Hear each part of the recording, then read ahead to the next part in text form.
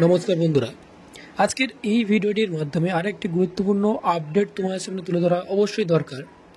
যেহেতু তোমরা অনেক দিন ধরে, অনেক মাস ধরে তোমরা ওয়েট করছো যে দাদা আমাদের এনওসির এসএমএস এখনো পর্যন্ত আসছে না, কিন্তু রিসিভ প্রকারের রেজিস্ট্রেশনের ফর্ম ফিল আপ অলরেডি 6 মাস অর্থাৎ তারও বেশি হয়ে গিয়েছে, কিন্তু এখনো পর্যন্ত কোনো রিসিভ প্রকারের রেজিস্ট্রেশনের এনওসির এসএমএস আসছে না। কেন আসছে না, আজকের আমরা এই ভিডিওটি অবশ্যই দেখার পরে তোমাদের মনের ভিতরে যে সন্দেহটা রয়েছে বা অনেক ভিতরে যে ভয় জিনিসটা কাজ করছে, আশা করি অবশ্যই দূর হয়ে যাবে। কারণ এই প্রবলেমটা অনেকের মধ্যে হচ্ছে এবং অনেকের মধ্যে এই প্রবলেমটা সলভ হয়ে গিয়েছে। আজকের আমরা এই ভিডিওটিতে জানাবো একদম ডিটেলসভাবে, স্টেপ বাই স্টেপ। অবশ্যই তোমরা আমাদের সাথে থাকো, মেডিকেল লাইভ ইউটিউব চ্যানেলের সাথে থাকো।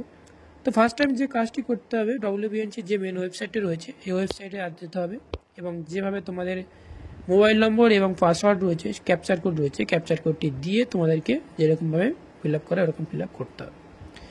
করার পরে তোমাদেরকে একটাই জিনিস তোমাকে দেখতে হবে, তোমাদের এনওসির এসএমএস আসেনি তো তার সত্ত্বেও তোমাদের যে ভেরিফিকেশান ডেটটা অবশ্যই তোমাদেরকে ভেরিফিকেশান হয়ে গিয়েছে, কিন্তু এনওসির এসএমএসটা আসেনি। এটাই হচ্ছে আমাদের প্রবলেমটা সলভ করার জন্য একটাই অপশান, তোমাদেরকে ওরকমভাবে লগ ইন করে যেতে হবে এবং যাওয়ার পরে তোমাদেরকে ওখানে ভেরিফাই বলে অপশানটা বা ভেরিফাই বলে লেখাটা অবশ্যই দেখাচ্ছে কিনা সেটা একটু তোমাকে চেক করতে হবে।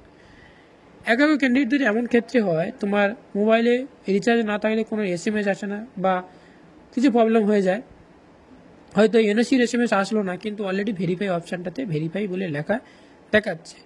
সেই জন্য তোমাদেরকে প্রত্যেক ক্যান্ডিডেটদের বলছি, কোনো চিন্তা না করে, কোনো কিছু ভয় না পেয়ে সরাসরি তোমরা এই জিনিসটা গিয়ে তোমরা একবার চেক করতে পারো। কারণ এই প্রবলেমটা অনেক ক্যান্ডিডেটদের মধ্যে হয়েছে, 7-8 মাস হয়ে গিয়েছে, তার সত্ত্বেও তো এনওসির এসএমএস আসছে না। সেই জন্য আমি তোমাদেরকে বলছি, আর এটাও অনেক সলভ হয়েছে, অনেকে কমেন্টও করেছে। আর যে সমস্ত স্টুডেন্টদের তোমাদেরকে এনওসির এসএমএস আসেনি কিন্তু কোনো ভেরিফিকেশান হয়ে গিয়েছে অলরেডি, তো সেই সমস্ত স্টুডেন্টরা অবশ্যই তোমাদেরকে রিকোয়েস্টেড করছে একটু মেসেজ করে জানাবে।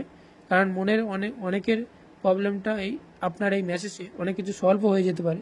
তো তাই বলছি অবশ্যই তোমরা এসএমএসটি করবে আর তোমরা এটা ট্রাই করতে গেলে আর চেক করে দেখো যে তোমার ভেরিফিকেশনের জায়গায় ভেরিফাই দেখাচ্ছে কিনা, যেখানে